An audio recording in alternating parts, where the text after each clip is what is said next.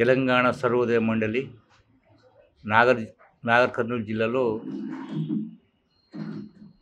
జరుపుకుంటున్నాం మహాసభ.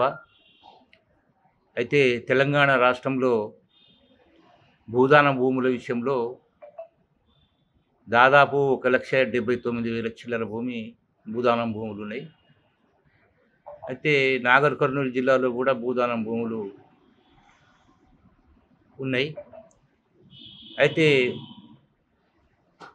విషయం ఏంటంటే ఆ భూములన్నీ రాజకీయ నాయకుల చేతిలో ఎవరైతే బడాబాబులు ఉన్నారో ఆ బడాబాబుల చేతిలో కొన్ని భూములు ఉన్నాయి, కొన్ని భూములు ఖాళీ ఉన్నాయి. ఈ తెలంగాణ సర్వోదయ మండలి ఈ భూదానం భూముల మీద పోరాటం చేయడం జరుగుతుంది. గతంలో కేసీఆర్ గారు ఏం చేశారంటే భూదానం యజ్ఞ బోర్డుని రద్దు చేయడం జరిగింది. రద్దు చేసిన తర్వాత 3 నెలల లోపల భూదానం బోర్డును ఏర్పాటు చేయవలసిన బాధ్యత ప్రభుత్వం మీద ఉన్నా కానీ 3 నెలలు కాకుండా ఇప్పటికీ 2014లో రద్దు చేసిన తర్వాత 14 అంటే ఇప్పుడు ఎంత 2024 ఇప్పటి వరకు మాత్రం కేసీఆర్ గారు దానికి అధికారంలో ఉన్నదాకా మాత్రం చేయలేకపోయాడు. ఇప్పుడు నూతనంగా వచ్చే ప్రభుత్వానికి కూడా వినతి పత్రం ఇవ్వడం జరిగింది.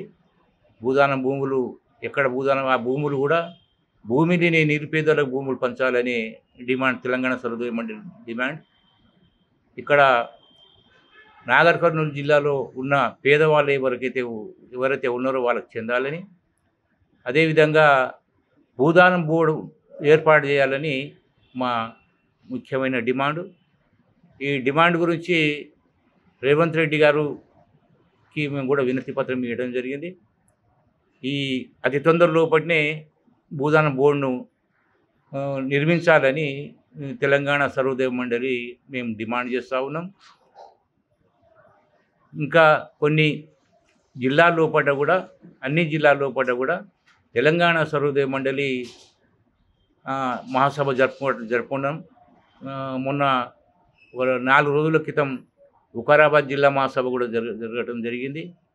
ఈ జిల్లా మహాసభ తరఫున ప్రభుత్వానికి డిమాండ్ చేసేది ఏంటంటే భూదానం భూములు ఎక్కడైతే ఉన్నాయో అవన్నీ పేద ప్రజలకు పంచాలని మా ముఖ్యమైన ఉద్దేశం, తెలంగాణ సర్వోదయ మండలి ఉద్దేశం.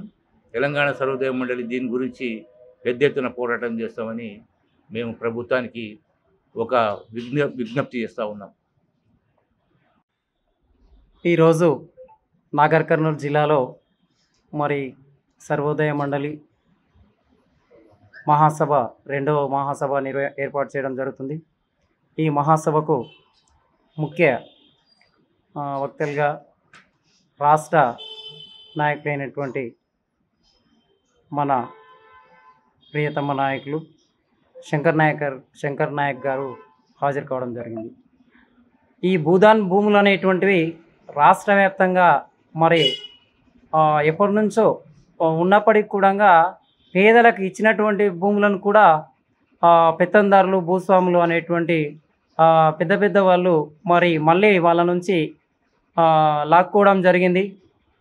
అలాంటి భూములు అన్నిటినీ కూడా అన్యాక్రాంతం కాకుండా ఆ పెత్తందారుల చేతుల్లోనే ఉండకుండా ఈ వచ్చినటువంటి కాంగ్రెస్ ప్రభుత్వం అయినా చొరవ తీసుకొని పేద ప్రజలకు చెందాల్సినటువంటి యొక్క భూదాన భూములన్నిటినీ కూడా ఇప్పించే విధంగా రాష్ట్ర ముఖ్యమంత్రి అయినటువంటి మరి రేవంత్ రెడ్డి గారు కృషి చేయాలని చెప్పి అన్ని రకాలుగా జాతీయ స్థాయిలో రాష్ట్ర స్థాయిలో కూడా మరి ప్రభుత్వాన్ని కోరుతూ ఉన్నారు భూదాన్ కమిటీ నాయకులంతా కూడా.